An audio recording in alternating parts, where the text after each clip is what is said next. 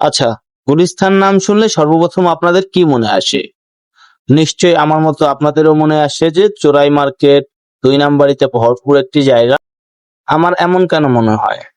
গতকাল আমার এক বড় ভাই এই চার্জারটি কিনেছিল গুলিস্তান থেকে।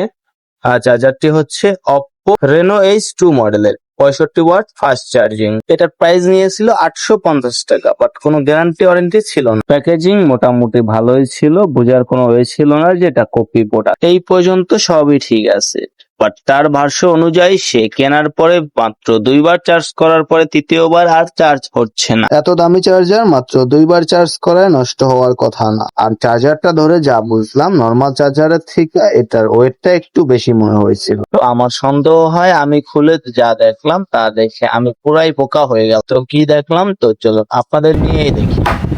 চার্জারটা অনেক কষ্ট করেও খুলতে পারছিলাম না, তারপরে এটা ভেঙে ফেললাম। ভাঙার পরে দেখেন এখানে আপনার ওয়েটটা বাড়ানোর জন্য একটি লোহার মতো কি যেন ইউজ করা হয়েছে।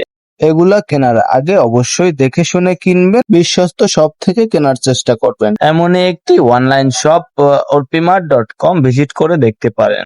এখানে পাবেন বিভিন্ন ধরনের gadget, fan, power bank, charger, headphone ইত্যাদি।